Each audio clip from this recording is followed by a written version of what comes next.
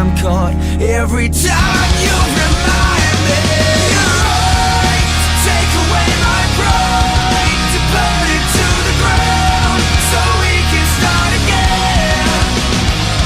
My crimes are left here to remind, to burn it to the ground so we can start again.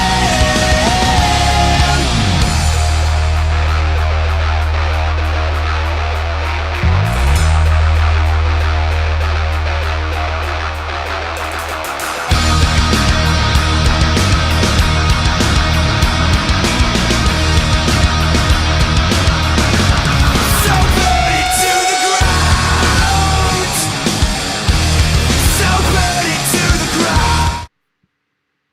Okay guys, we're here, we made it. The Eagles fresh off a 24-20 loss against the Atlanta Falcons. It was a tough loss to stomach.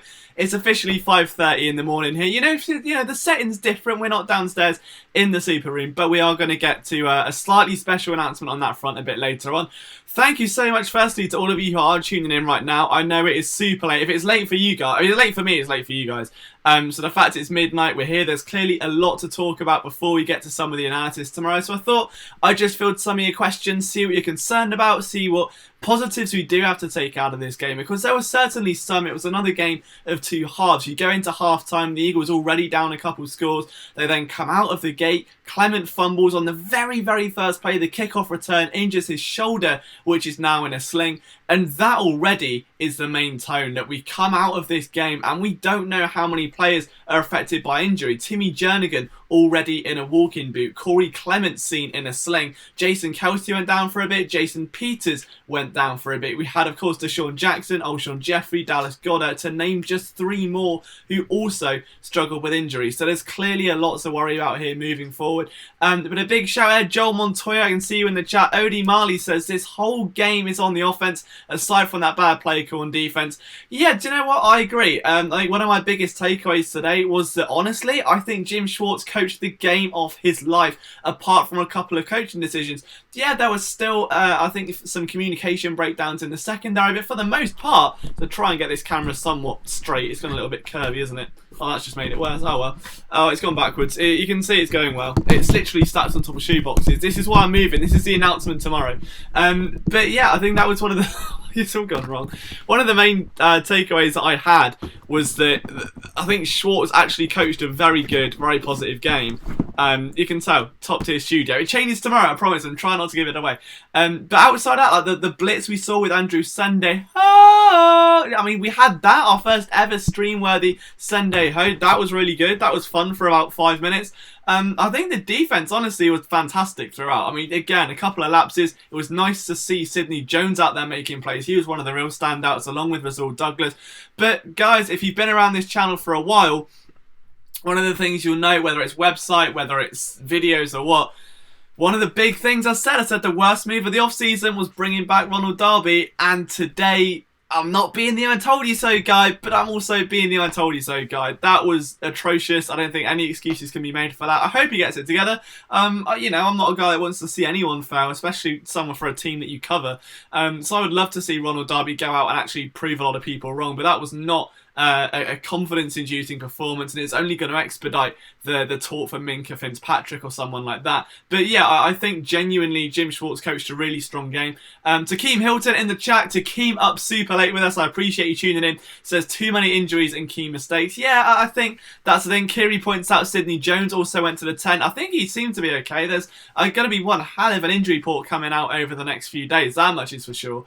But it has been an absolute state. I mean, to be fair to Carson Wentz, I mean, the first half for him, he comes out, throws a couple of interceptions, puts the team in a bad spot. And you don't know if it's injury or if it's just Carson Wentz being... I don't want to say Carson Wentz, but he has those sort of games where he starts off and the half takes a little bit to get going. It's not quite as crystal clean as we'd like to see. That does happen with Carson Wentz sometimes, and this was just a bad showing of it. But what we then see is Carson come back out of halftime after taking what looked to be a few knocks to the ribs. That was the main area people were focusing on. And to me, the one thing, again, if you've been around this channel for a while, you would have seen the video that I posted on comparing 2017 to 2018, seeing what changed mechanically, that he tended to fall away from his throws. So as he throws, it's really hard to demonstrate, having never played the position in my life, but when you throw the ball, you sort of go and you follow through. Wentz would fall away from the ball like that, so as he's coming down, it's sort of like he's trying to overexert,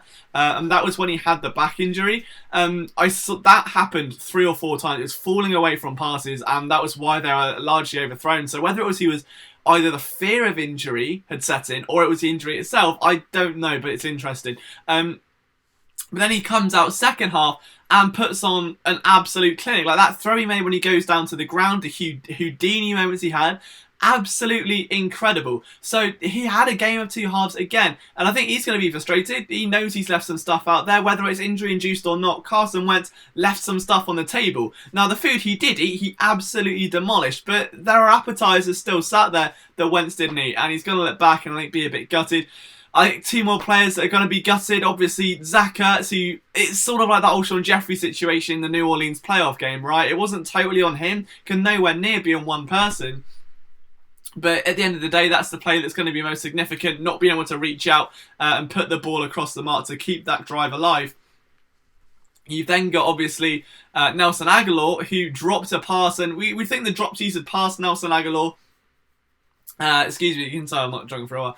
That hasn't really just been a factor for a couple of years. Out of nowhere, he had a clean route to a touchdown. They blew the coverage. It was fantastic play calling. The ball was on the money, and he just went through. And it's one of those things. And it felt like everything possible went against this team. And you know what? I think everyone's looking for people to blame right now. People are in either the comments and it was this guy. This guy should have done that. X guy should have done that.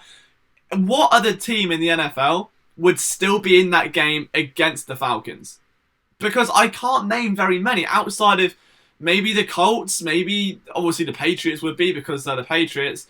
The Seahawks, outside of that, again, it goes back to that buttoned up nature. Teams that don't just fail. Like the Eagles don't know when to quit. They were literally without pretty much their entire starting offense at one point. So they were out without Jeffrey, without Jackson. Ertz went out. Goddard was already out. That's 4. You left to Nelson Aguilar, who still steps up and has a 100-yard game. Shout to Matt Collins, too, for putting the backpack on. On defense, they lost a few guys. Timmy Jernigan, if they lose Jernigan as well, and they've already lost Malik Jackson, that is tough. That's really, really tough. Like that defensive tackle position is going to have a lot of questions to ask. So I'd be very worried about that. But how many teams endure that load of injury? Jason Kelsey went out. We saw Jason Peters go out. Big V was in the game. Sayamalu had to shift to centre for a little bit. Like there was so much going on, right? That it was like how many teams are going to keep that core? They're going to keep that same faith and belief. Go out on a 4th down and convert. Then go and score a 2-point conversion and keep that team alive. Keep that game alive. Like I'm not being funny. I would much rather lose the way they did than lose in a blowout like a loss to the Saints, where they just lose the character, they lose the will, it's just toss it and they don't really care. That honestly was very impressive. And a good point there by Flipping Loud that Josh McCown looked pretty good. And I completely agree. I think he went 3 for 5, 24 yards. Actually a very solid game, all things considered. Ramon Zamora says at least they can practice with a second group. Yeah, I think that's a good point. That I still don't understand what happened with the the running game. That was bizarre. Like no, we are again. This is very much This is circa 2016. Darren Sproles led the team one week, disappeared the next week. And we're going to see Miles Sanders lead this week, although he still hasn't averaged over 3 yards a carry, so that is worrying. And then he's going to go and disappear next week. That's the nature of this backfield, unfortunately. Too many penalties. Yeah, shout out to Halapula Vati Vaitai Odimani for getting a double flag on one play. Like, that's impressive hustle by Vaitai, right? To get 2 flags on one play. What an effort by Vaitai to get flagged that much. So, I mean, let's give credit where credit is due. If you're new to this channel, guys, it would mean the world to me if you can hit that subscribe button. We're going to be doing these streams after every game, regardless of time. It's 5:42 a.m. I'm going to be up really early today because special announcement that is pending. There'll be a video. It's going to be on Twitter. Like it's a personal announcement, but also super soppy because it's all possible because of you guys. So that's coming. But let's have a look. Ellis is getting picked up. Yeah, I think Ellis. That's the thing. The Eagles have made it very clear where they wanted to make that 53rd roster spot like a flux point, right, where they could just bring guys on and off and on. And they got rid of Alex Ellis earlier in the week and they put him back on the practice squad, and that stings. Like, that really stung when Goddard's out. And Ellis is a guy that, in preseason, they had over 40 yards worth of receiving. Like, he's proven he can do it in this offense. He looked good in the short time he's with the team. Disappointing. It was disappointing to see him not out there today. So that was a shame. But backup plan saying fire Schwartz. I disagree. I think for me, the adjustments he made at halftime, where you saw the second half, they went straight back to Calvin Ridley, right? So it was a corner route again, one-on-one, Ronald Darby, straight to him, and this time they kept the safety back. They adjusted well. Schwartz really did adjust, though. He brought Sendejo down. They had a lot of defensive pressure up front. I thought the linebackers played extremely well. Zach Brown was all around the field. Rodney McLeod all around the field. Nate Jerry made a play. That's interesting. It's a while, but I wouldn't say Schwartz. Fire Schwartz stays. Nah, I think Jim Schwartz was one of the lone positives in today's game. I thought he was excellent. That's what Eric Reese says. Yet to be impressed by J-Jaw in the regular season, though. Yes, it's only been 2 games, but we drafted him to be a wide receiver in the red zone. Good point, Eric. And just for those of you who don't know, give a big congratulations to Eric, who is officially now moved from being our jack of all trades, cover every team ever, and kill it writer to joining our Flyers team. So Eric's going to be our Flyers writer this season. Just make sure you give him a congratulations. And if you follow the Flyers, follow his stuff. I'm sure he'll be able to drop his Twitter in the live chat as well. But yeah, let's see what else you guys are saying. And there's a lot of conversation about Jim Schwartz. OD Marley, I appreciate you in the chat, man. That means a lot to me. Sign the young boy in Miami. Yeah, there's going to be a lot of talk about Minka, but the problem is with Minka Fitzpatrick, he doesn't want to play inside the box and move around. He wants to play safety, and Miami are doing everything but that. And I think with the team in this state of disarray it is, his stock is only going to go down because he can't really do anything, right? He's not in positions to make a play. Darby can't make a tackle to save his life. Yeah, I agree. I agree. And I've said that. Do you know what? And I put a meme of it on Twitter earlier today. And I was like, I told you all off season that my most disliked video on this channel is me saying Ronald Darby was the worst off-season signing by a mile. And it's not saying it was bad, but in comparison to every other signing they made, I didn't like. It was the only one I didn't like. And I went into the reasons why, and I got trashed for it. And today I just sort of sat back and was like, all right then, fair. 5-star FSG, I've not seen you around in the stream before, so thank you for taking the time to tune in. He says, the slow start is killing us. It absolutely is. Absolutely is. And the way you've got to view that as well is that last year, the Eagles really emphasised starting fast. It was start fast, punch them in the mouth. And what we saw today, what we saw last year was 3.2 points per first quarter. That's a field goal per first quarter on average. It's not great, all right? It's really not great, considering you should have 2 to 3 possessions, right? This year has been 2 flat lines, 0, nothing, zilch. It's not acceptable. And do you know what? I've given Mike Groh a very hard pass over last season. In his first year as offensive coordinator, I was like, the quarterback relationship and a lot of transition at wide receiver, and he hasn't had the chemistry and a turbulent off-season coming off the Super Bowl. Like, I gave him a pass. This year, if this doesn't change by week 3 and Mike Groh or the schematic or the scripting for the first 10 plays isn't working, I don't know, but there are going to be questions that come up because this to me now is too far. It's a flat line again. It's got worse somehow. Despite the offense getting significantly better, it's got worse, and that worries me. Don't fix what's not broke. David Mabry says, where's Mills? At least he can tackle. He's currently on the physically unable to perform this, so it could be a few weeks until we see him back. Mike Wright, again, not seen you around here, man, so thank you for tuning in. I appreciate that. Says, do you believe our offense was a bit one-dimensional? Like, we were run on first shot. Do you know, the one thing I noticed, I'm not sure if anyone else felt the same as well, was the Eagles would always run on second down. And it took about 3 times for the Falcons to key in on this, and then they just threw the kitchen sink every second down. And I think a lot of the blitzes that we saw, a lot of the sacks that we saw were second down on play action looks where it was just just always runs on second down. I really, really wasn't a fan of that. But was the offense one-dimensional?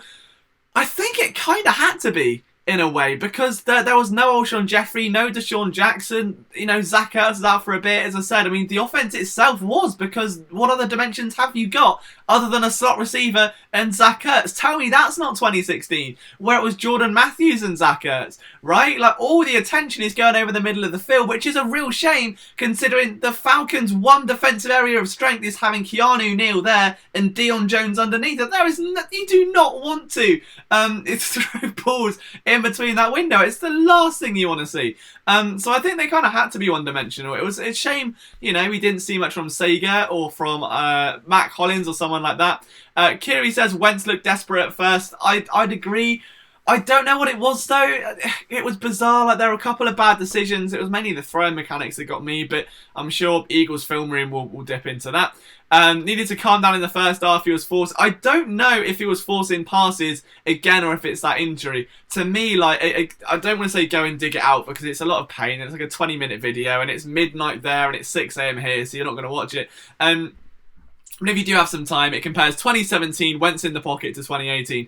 And in 2017, it's light, he's moving around, it's exactly like we saw in week 1. And after that first hit where he came up clutching his knee, what we saw was sticking in the middle, and every throw he'd fall away from it, and he'd kind of be doing that and like kind of coming off it. And as you're doing that, obviously, it's impacting the ball, and that's why we saw a lot of inaccuracy. So again, I don't want to put it on that specifically. I need to see the all 22.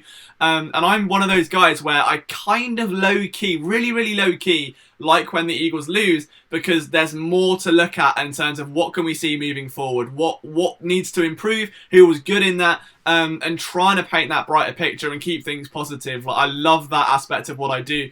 It's easy. It's a lot harder to do that on a win when everything's so positive, because then you kind of have to go negative. And it sucks. So I'd much rather look for positives in dark days. It's all cool.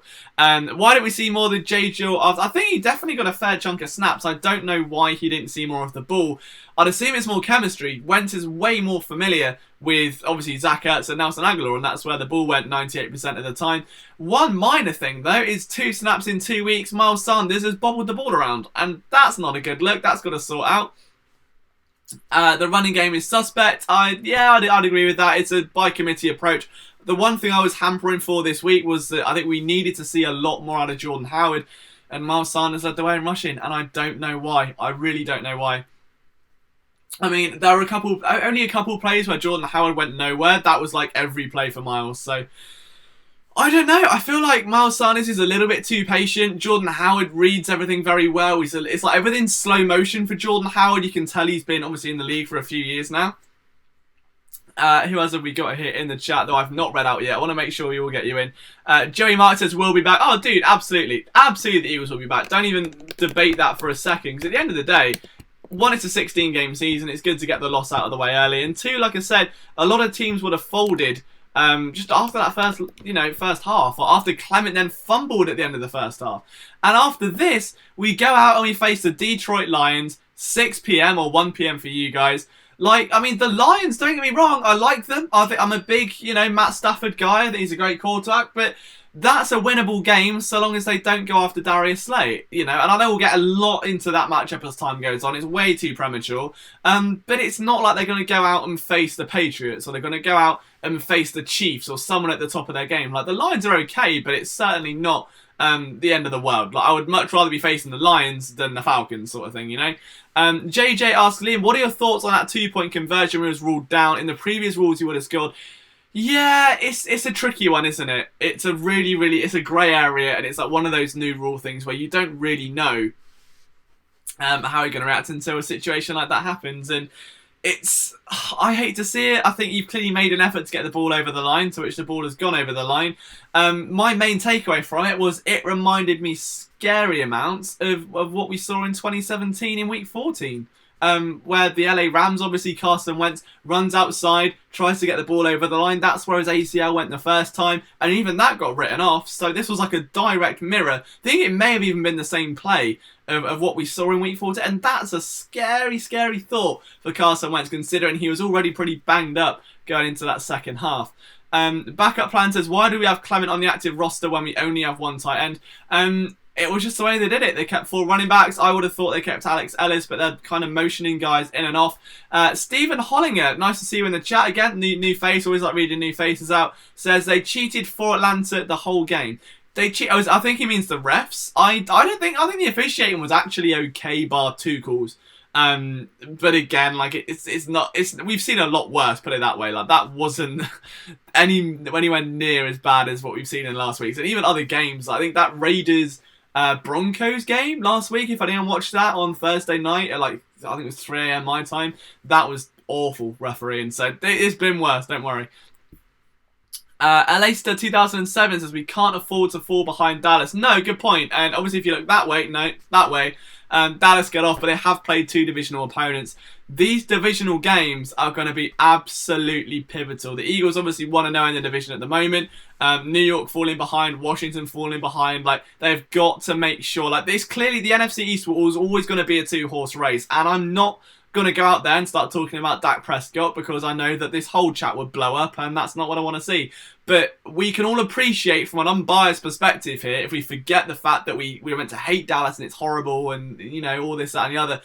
From an unbiased perspective, Dak Prescott has got better and better and better. And this year, hungry for a contract he's not got yet, he's looking very, very good. Now, it's easy to say that when the offensive line is playing very well for him, but the point is, Dallas always play Philadelphia close. This is a rivalry that is heating up again. It went silent for a few years, I think. During the Chip Kelly era, maybe a bit before that as well, that the Eagles-Dallas rivalry, in my opinion at least, died down a little bit, and it started becoming other teams that were taking the forefront, and other rivalries like the Bears and the Packers that were beginning to take centre stage. This is now, to me, one of the biggest rivalries in the NFL. It's a divisional rivalry, it's a divisional winner and a wildcard team that could easily end up playing in the playoffs once again. So for me, these 2 divisional games that they have, bearing in mind the Eagles have a slug of them. I think it's like 4 games at the end of the season, all against divisional opponents. They've got to win, and they've got to hope that Dak Prescott calls off, or Zeke calls off, or the Eagles can just get it buttoned up soon enough, because Dallas are on a roll.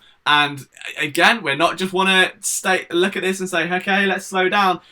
Dak Prescott's looking good, as he's meant to be. He's been groomed that way, and the Dallas offense is looking okay. And if we're facing Dallas next week, I would be worried. We're facing Detroit, so I'm not, you know. But that Dallas offense at the minute against this secondary with the injuries that are kind of potentially lingering, it wouldn't be pretty right now. And that's something we have to be very, very aware of if we're thinking bigger picture. Now, again, I think, you know, I'm not going to sit here and blow Dallas's trumpet, but this is a news company at the end of the day. We've got to be objective, and that's the name of the game. I think I'd be awful sitting here saying they're awful and they're terrible, and then when that's not the case, you'd all be like, Liam said they were awful, and that's not fun. But let's have a look at see what you guys are saying in the chat. I mean, no one's hated me yet. That's good. Dak has more around him. Yeah. I mean, this game, yeah, because Carson Wentz was literally reduced to Mike Groh going out there and running routes, I think, at one point. So, it's, you know what I mean?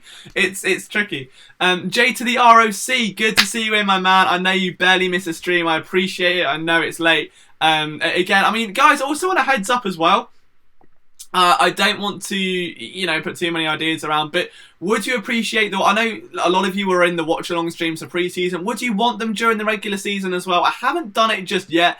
I wanted to wait and see how the pre-game and post-game streams pan out because, you know, I think during the regular season games, everyone's either with their families or their friends or at the game or tailgating. But if you guys would want a watch-along stream, I'm more than happy to host one, but I don't want to take away from your Sunday rituals. I know how important it is. So if you want a mid-game stream where we're watching it live together, just let me know. If not, don't worry about it. We'll just focus on this. But on that note, I'm not going to give you an announcement. It's on the tip of my tongue, and I'm not giving it. We'll get it tomorrow. Harley Gage says, overpaid Dak, ensure us winning. Do you know what the thing is? They can overpay Dak, and all it's going to do is salary cap tie them. Like, at the end of the day, it's not like they're going to pay Dak Prescott and he's going to go and perform like Blake Bortles or Marcus Mariota or Jameis Winston. Like, Dak Prescott is a fairly good quarterback. He's an average NFL starter. And that is all they need. Like, look at Jacksonville today. Gardner Minshew went out and played very, very well, considering he's a rookie, okay? You don't need to have an elite quarterback. It helps. It really, really helps when you've got a team like Seattle that were basically nothing without Russell Wilson. And you take Wentz off the Eagles and you like to think, It's the same sort of thing as well. But Dak being cap-tied, like, he's getting better, and that's a scary thought. Like, what you want to see is him suddenly fall off and then them do it, but I don't think we're going to get that this year. Nobody can... Oh, I appreciate it. I'm sorry David hates me. That's a shame. But I hate Liam, so I have work tomorrow. Oh, dude, I'm sorry. Like, I've got to be up super early for this big announcement setup thing that I'm doing, so that's going to be fun. If you see me, like, my bags are going to be like, under here tomorrow. They're going to be like pinker than this t-shirt, and that says a lot. And if butts were beer and if and butts were beer and nuts, I'd have a... Hang on, this is the best setup. I've never heard this saying before, Mr. Speed. If and butts were beer and nuts, we'd have a party. That's brilliant. That took me a while. Oh, okay, I might give out. I don't want to give the special announcement away because it's special. It is just soppy, really, and it's kind of special and it's a big deal, but I'm trying to downplay it a lot. J to the ROC says Wentz on a perfect 9 for 9 on that comeback drive without his top 2 receivers and one of the best tight ends in the league despite shoddy offensive. Dude, 100%. 100%. There is no doubt in Wentz's prowess that game. He really, really showed up. Really, really showed up. JJ, if Goddard isn't as hurt as badly as D-Jack and AJ, I think the Eagles need to run a lot more 12. Yeah, I would love that. I'd love the Eagles to run 12 personnel. I'd go one better and say run 13 personnel. But they don't like, for some reason, keeping valid tight ends on the roster, which is a bit weird. Backup plan says Schwartz needs to figure out a better scheme for the DBs and slow start had to be addressed. Yeah, I don't know how you work that out of a slow start. I really don't, at this point, I don't know what the solution is because it's been a year and a half now. You know, it started in 2018, it went through the whole year, they got Golden Tate, that did nothing. It hasn't changed a thing. Is it the scripting, you know, those first 10, 15 plays every head coach just scripted? Is it the fact that everyone knows the Eagles just run on second down? I don't know. It's a real tricky one, guys. I'd love to do some deep analysis into it and look at the drives and where they're going wrong, what changes when they're successful, but that's a massive study, and I don't know about that one. Let's see. So someone says, have you ever been to an Eagles game? Yes, I went to the Eagles-Jags London game because London and England. Other than that, getting to America is a pain in the ass because, again, I say this at every stream, but basically, I have to have a visitor visa. If I go to America on a visitor visa, I have to be a visitor and not work. But because I'm doing this, and this is work, they have a go at me and I could get detained and deported and stuff. So it's like, I don't know, a friend went there and basically he forgot to tell them that he applied to work for an Apple store in Miami one time, and he now can't go to America forever. So I'd much rather play it safe, get legal advice, and get the right visa, and then be there and live there forever, and be with you guys in person and host live streams and cool events and stuff. Like, that's the aim. LJ, what are your thoughts on the RB rotation? It is a nightmare. Not in like a dodgy way, but I just think in the way that we don't know what's going on. That there is no set guy. Like Jordan Howard comes out in the first quarter and you're thinking, finally, they're going to establish the run. Jordan Howard's going to run down the throats of a team that allowed over 100 yards to Dalvin Cook 1 week ago. Everything's fine. We can put our feet up and relax. And then it doesn't happen. And then Howard goes out for a quarter and he comes back in the fourth quarter and runs 5 times. Like, there's no set order. And I feel like they're trying to get Miles Sanders along. And at some point, you've got to go, hey, do you know what? Miles Sanders might be a bit of a bigger project than we originally thought. He's got all this potential. Potential and current ability are 2 very different things. If you play Football Manager, you know exactly what I'm talking about. You can have the highest prospect in the world that's got all the tangibles of what he will grow into. But what he currently is, and where that transitions may be a little bit longer for some people than it is others. Like, not everyone is an Ezekiel Elliott coming out of the draft. Not everyone is a Josh Jacobs even coming out of the draft. Or a Devin Singletary or a David Montgomery. 2 players I would have much rather had on this team. But that's, again, a debate for another day. So I just think they might have to kind of say, hey, you know, Miles, we're trying to give you snaps here and it's not working right now. Let's just please give it to someone else and hope for the best. Nice to see in the chat blow up about that, though. Let's not forget Schwartz to Vita Patriots. Yeah, absolutely. Yoda Black, that's a new name. So nice to see you in the chat, my man. Hopefully, if you're not subscribed, don't worry. Hit subscribe. You can be part of the family and tune into every stream and have your name read out. Was that an illegal block on the Julio catch? No, I don't know. Like, it's really tricky. It's really tricky. Backup plan. Good night. Nice to see you, mate. All that stuff, like, ref calls. It's so subjective. Like, what I say and what you see are two very different things. And what the ref see is clearly something in their own world, so it doesn't really matter. Juice coordinator running game. I'm pretty sure he's already like the running game coordinator, isn't it? So I don't know what's... he does help with the run game coordination, or the pass game, I think. Greek Warrior, nice to see you in the chat, my man, says, feed Howard the ball and period. He is our one bell cow back, best running back in contact feeding. Sanders needs to sit. Yeah, again, I agree with that one. Mr. Speed, I'm not a big fan of trying to run the ball out of passing formations. I think that's what gives the Eagles life. That's what will give this team a chance in terms of establishing the run, because especially on play action and RPOs, that's where a lot of that offense is built around, right? Like those RPOs and handing it off and coming back. That's what that comes out of. So I don't know. It's tricky. Like, I think you're just going to find the right balance. Well, that was a nice little jingle, wasn't it? Howard to crowd atmosphere in Atlanta. From what I saw, Eric, it was pretty good, but obviously I'd love to get the opinion from someone who was there. We need more power running formations to take advantage of our behemoth offensive line. Agreed. William Backfire, what an amazing quarter. I agree. What a phenomenal quarter. ATL as a fan-friendly food menu. Everything is under dollars. And my Tinder's gone off at 6 a.m. So shout out to Zoe. Never spoke to her before. Probably won't again. That's rude messaging me at 6 a.m. Go to sleep, Zoe. Showstopper 85. Good to see you in the chat. Says, I don't think Miles is that good. I think, again, it's a case of potential versus current ability. We're going to see a lot more of that moving forward. Like, I wouldn't be surprised if Darren Sproles and not Corey Clement, he's got one arm now, but Darren Sproles is certainly getting a bit more involved moving forward, whereas I think we could just see Miles Sanders take a back seat for a while. Gerard88T, good to see you in the chat. I feel so bad. Like, you guys are the most die-hard fans possible, and I'm keeping you awake at stupid o'clock. And you've probably all got work tomorrow, and I feel horrific. So if you want to go to bed, I'm very sorry. The announcement thing will be announced somewhere else. All right, I'll put it on Twitter as well. You won't miss it. It'll be the soppiest thing I've said in years, so it'll be all cool.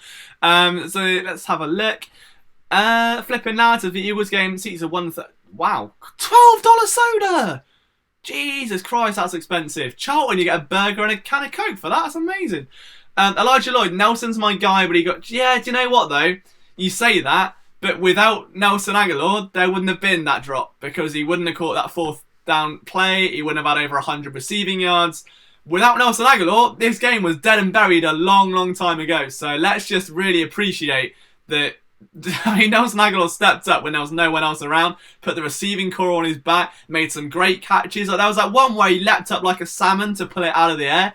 That was because Wentz overthrew that a mile. Like, there was no way Aguilar should have come down with that, and he did it. So fair play to him.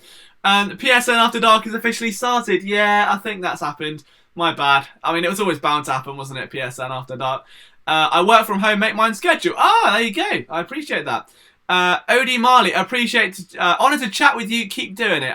Pleasure's all mine, man, pleasure's all mine. William Blackfire, I got my t-shirt, boyo, thanks again, I love it. The pleasure's all mine, man, I'm really, really happy you enjoy it. Do you know what I realised? So I was doing like my finances the last couple of days, because, you know, business life now and stuff, and I didn't realise how much I spent on t-shirts in August. Like, I think I genuinely forked out, I think it was 16, 17 t-shirts over that month. So if you got a PSN t-shirt, well done, because, you know, I was just sat there. I was like, any money coming? I'm like, yeah, give them on t-shirts. It's fine. It was all good.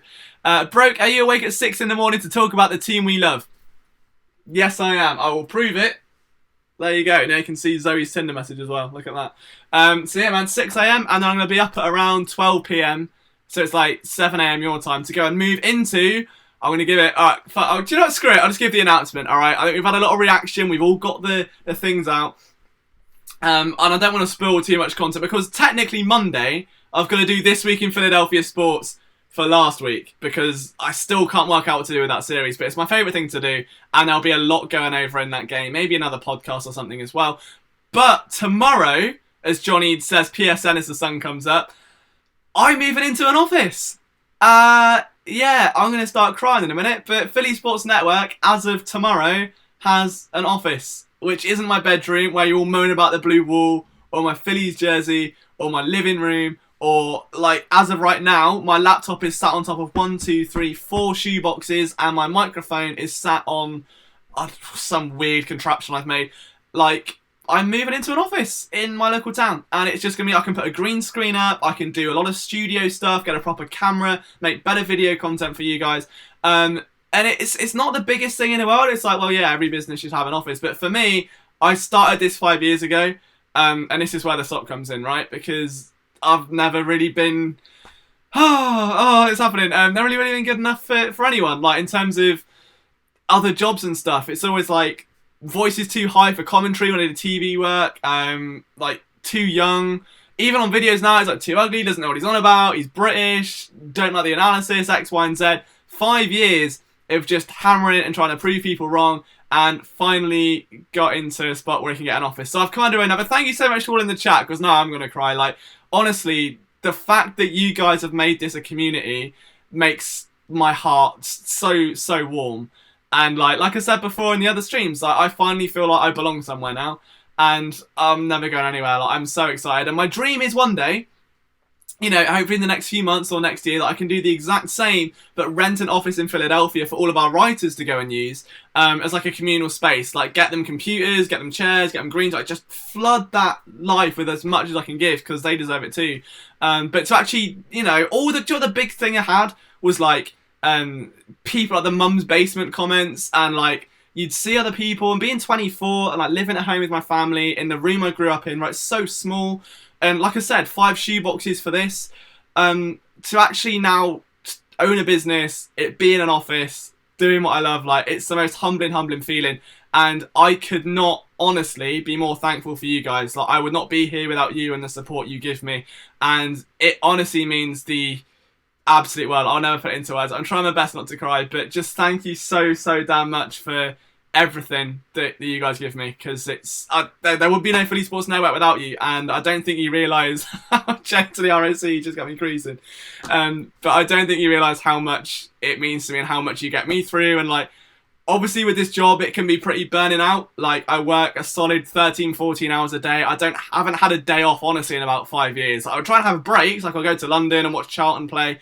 or I'll go away with friends, but I'm always working, like, on the way up and the way back and stuff. So like, I burn out a lot, and just you guys, and knowing, like, you know what, I was going to go to sleep tonight, and I was going to surprise everyone with the stream, and instead I was like, nah, do you know what, they deserve it. Like, I'm going to go out, because you guys keep pushing me to give you everything I've got every day of the week, and I promise you that will never ever change. Like, everything I've got every day, PSN, whether it's uploads, articles, podcasts, just thank you from the, and Elijah, you didn't have to donate, man. Thank you. That means the absolute world. Like, that's extremely kind of you. Don't make me cry again. I've just tried to fight back. Like, I've got through this bit, and we can get back onto Eagle stuff. But yeah, man, it's an incredible feeling. So just thank you for absolutely everything. And I promise you that you know, I'll have a video tomorrow. I'm hoping this week in Philadelphia sports tomorrow will be filmed from the office. That's the aim. But I've got to go get it all sorted out and then truck it around. Don't knock mum's basement, and don't mind the crusty dude. That's where I still am now. Not the second bit, kind of, but you know. Oh, William, no, don't, because now I'm actually going to start bawling. Like, there's no, come on, you don't need to do that. That's an incredible amount. That's extremely kind of you. Thank you so much. Will says, you kind of inspire me to do the same. Dude, just come on board. Just go on the website and join our team. Like, just set an application. I'm gonna get to it for like 3 weeks because I'm awful at replies and stuff. But we're always looking, and that's the thing. Like, that's the nicest thing. I don't see us having any competition, not in an arrogant way, but in a way that I don't see us as a news brand. Like, I don't make content and go, oh, what are this site doing, or that site doing, or this writer or that writer. It's just, I don't need to, because I'm not working for anyone. Like, PSN is what I want it to be, and what I want it to be is a community where you all feel at home. And if you feel that, and you're loving what we're putting out, and we're loving what we're putting out, then I'm happy. And it's as simple as that. And I think that in itself, and getting everyone on stream and communicating and just having fun, is the best thing possible. And you know what? Like, whether people take us as a news outlet or an entertainment or a blog or Liam in his mum's basement, or, you know, the British kid, is that a North Philly accent? Like, whatever. I don't care. As long as it's fun. As long as it's fun, I don't care. But William, again, man, like $20, that I can't even put into words. Like, thank you. That's very kind of you. And do you know what I'm going to use it on, right? I'm going to get a big PSN banner, so that thing can be, not burned. I'm going to wear that. I bought that for my birthday. But, you know, I'll get a big PSN banner. There'll be like I've got an LED strip, and I've bought an Eagles helmet for the desk as well. Oh, JJ, come stop. Seriously, stop. Don't, because it's got to go. Like, honestly. Whew, don't. Okay, where do I apply to you? Kiri, you've already got the position for that. You've already got the position, don't worry. You've signed, sealed, delivered that. Brent Donaldson says, Jim Schwartz took a whole half to realise needs. But I'm trying to swing it slowly back onto Eagles talk so I don't cry because it's just going to end awfully. But yeah, do you know what though? If we're honest here with Jim Schwartz, it takes him a while to adjust, but how often does he actually adjust that is visible? This is the most visible adjustment I've seen him. Just like this transition of me going from borderline crying to trying to switch it back to Eagles talk, right? Like, I don't think you see it enough. Like, it's always subtleties, or it's turning down communication, or it's doing this or doing that. And yeah, I think that I'm honestly, you know what, you broke me, you've done it, alright? I can't talk Eagles because I'm too soppy. And do you know what? I think John just said it there. PSN season is what do you know what? That's the thing, right? I've said for years that I've had little catchphrases like, you know, the British are coming was the first one if you've been along PSN for that, because I was so adamant I'd be this underdog and like coming and breaking the media and being all good at it. And PSN season started like a year and a half or so ago. And it started out as like, do you know what? PSN season, we're doing this right now. This is our year. We're going to blow it up, all right? I went through a lot of setbacks that year. Like last year was up and down. We had like the site crash for a while. The first great Philly Sports Network meltdown where the site broke for a week. And then I realised that it's not a year or a month or a week or a day. Like PSN season is our season. I mean, like our community, like your PSN season, like you're part of PSN season. Like this is our season to go out and be the best people we can be. And you just, if you've got something you want to do, whether it's William wanting to write, whether it's being a hype person, whether it's going and doing your own thing, whether you're like an artist or you make music and you're like, hey, Liam, I make tunes. Let's work, or like I make tunes, it'd be great if you could listen to them, like to anyone in the chat. Like whatever you do, whatever you're passionate about, this is your season. Like Philly Sports Network is a family, right? It really, really is. Like the writers are so close, like we're all best friends. I've given them that sloppy speech a million times, Eric will tell you. But it's bigger than that now. Like, and you're part of that family, and this is your season as much as it ours, and it's your content as much as it ours. So believe me, like there's a reason we're putting PSN season on like every bit of merchandise, because when you wear it, I want you to feel part of that gritty, like we're underdogs, that we're going at it, that we want to change it, is our thing, and you're part of that family. Until a point where if you see someone else wearing PSN season merch, that you can go, they're a good person, they're a nice person, they're part of something bigger. You know, obviously it's like LJ approved. I don't know, like just a part of being something. You know, it's crazy. So that is everything. Like you're all part of this now, and you're in. I don't care if you want to leave. It's too late. The door's shut. You're stuck here. So just deal with it. All right. Great heart shown by the players who were actually able to play full quarters, says Brent. I love how Brent is still talking Eagles. He's trying to get me away from crying. I really, really appreciate that. Why does a vet like Ertz run a hook route? I think it was a play call. That's annoying. That's going to stick out for a few days yet, for sure. Like, I don't really think anyone really understands why that is, or what the reasoning behind it was. You'd like to think it's just a curl comes back and you can back into it. Zach Ertz has never been known for being a tackle breaking tight end or a physical like Antonio Gates tight end. He's very much just a lighter, you know, he's like a hybrid, isn't he, between a receiver and a blocking tight end. So whether it was just the ball was a bit short, I don't know, because Ertz had to kind of loop back round and shake off the tackle. Or do you know what? It may even be Isaiah Oliver making one hell of a play. Let's not forget that, all right? That is a tough tackle to make. The game on the line. That's a young corner in his second year. Very, very good chance that he messes up, and he didn't. So fair play to Isaiah Oliver. One-on-ones, this sucks. Such a close game. Oh, dude, it was a close game. Elijah Lloyd says your film breakdowns are the best. That's what I'm PSR. I appreciate you, Matt. Honestly, thank you so much for being a part of this. LJ, thanks for your hard work. Keep it up. Frustrating loss because I had the lead. Yeah, that's very true. Very, very true. I love weed and Eagles. How can I incorporate into one thing? Probably like an Eagles grinder. I don't smoke weed. I think you use grinders. I don't know. The Julio Jones screen was, yeah, exactly. Flying with a high flip. Let's have a look. What weed should we join again? See, I don't know. I'm not into that. That's not me. Why didn't they bring the chains up? I think it was automatically reviewable. They just went to the tape, and there was no real angle where the evidence was there to overturn it. So that would make sense. 2 penalties on the Julio Jones screen. Illegal man downfield, legal blocking the back. Yeah. Do you know what? It's just that was one of those plays, though, right? Or it's just a defensive play call. You question that from the get go. There was a few goals, but do you know what? if I could pick, or to rank this almost against the Washington game, I was so much more impressed with this team this game than I was in the Washington game. By a mile. Like, I mean, okay, what team would you rather have? The team that goes down getting obliterated to the Redskins and then comes back and wins and then almost kind of ruins it at the end by letting them in the back door with a touchdown that ruined my bet? Or would you rather a team that goes under a million cents of adversity, loses just about every play, it's basically preseason for those guys out there, and they still hold Atlanta in check, and the defense still keeps Matt Ryan in check, and still keeps Julio Jones in check, and Devonta Freeman can't do anything, and Ito Smith can't do anything, and Calvin Ridley's Calvin Ridley, alright? Like, the guy's a supremely underrated receiver for his age. Very, very good. One thing I was thinking is McCown looked pretty good. Yeah, 3 for 5, 24 yards. McCown was good. No one expected that. You see McCown coming out and you're like, oh, God. And you go back to hearing what would it have been if Nate Sudfeld had come out? Would you have been, oh, God, where's Sam Bradford? Bring him in. He would have won the Super Bowl, and that would be the end of that argument, I'm sure. But no, genuinely, it's one of those things where I think McCown, the age he is, 40 years old, obviously 16 years in the league, coming in, what a showing for him. Like, that's a real show of confidence for the Eagles themselves, and I think for the coaching staff to understand that, hey, do you know what? It's not the end of the world now if they do lose Carson. Well, it's the end of the world, obviously. But, you know, they've got an insurance policy, that there is life after Nick Foles in many ways. I love this time of morning, because 6:18 in the morning, my friends start waking up in England and messaging me, and then I get back to them at 3 in the afternoon. It's fantastic. It was a wide receiver screen, the offensive tackle wasn't downfield, and it wasn't a block in the back. Derby gave up 130 yards and 2 touchdowns. Yeah, and they were still winning. Again, I'm not a big Ronald Darby fan. I never have been. Outside of being quick, I mean, his coverage is okay, but it's not, you know, not great.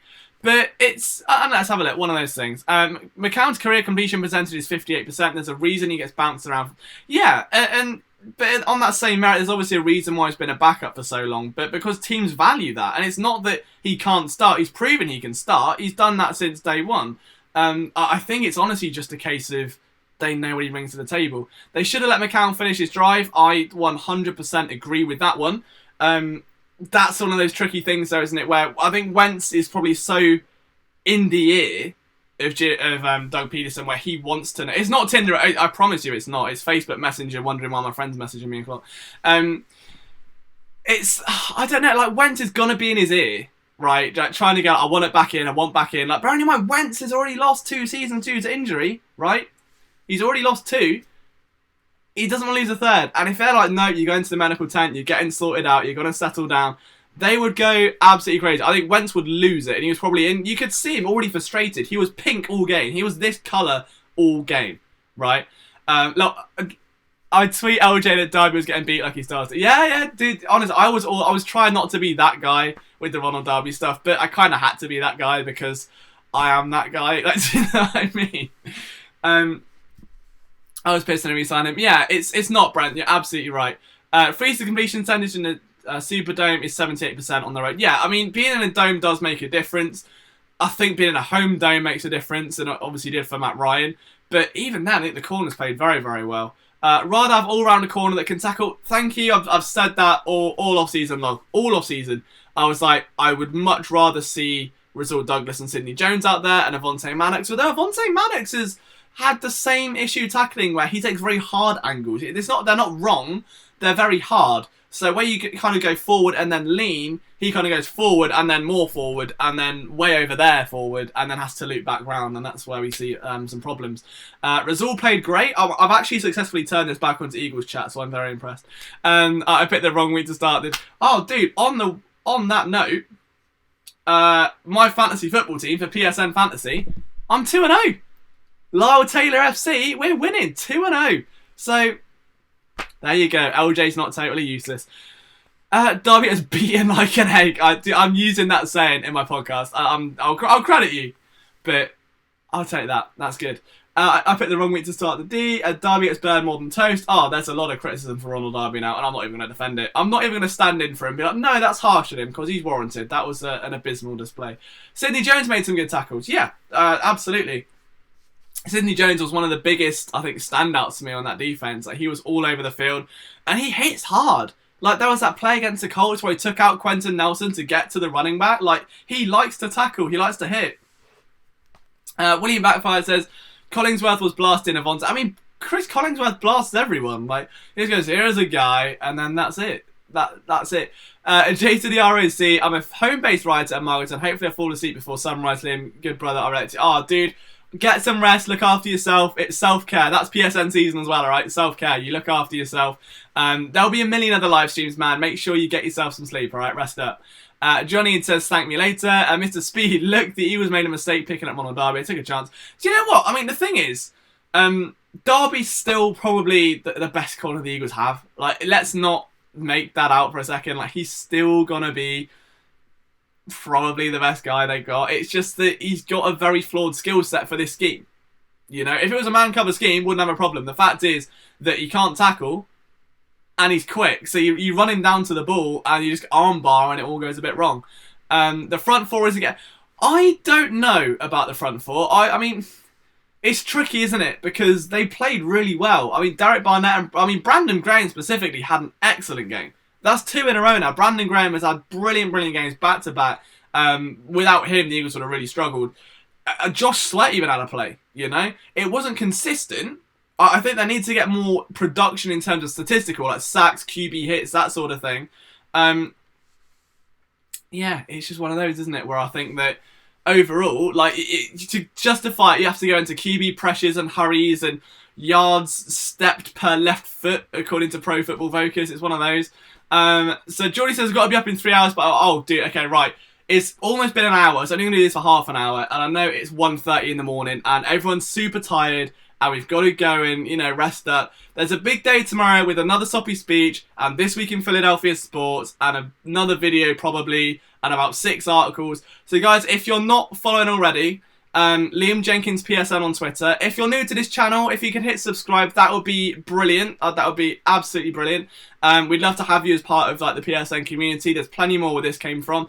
But yeah, guys, thank you so much for tuning in. It's honestly kind of crazy to me that 41 of you at 1 AM American time are here talking Eagles. Like, best fan base on the planet by a mile, and I go to hell and back for every single one of you.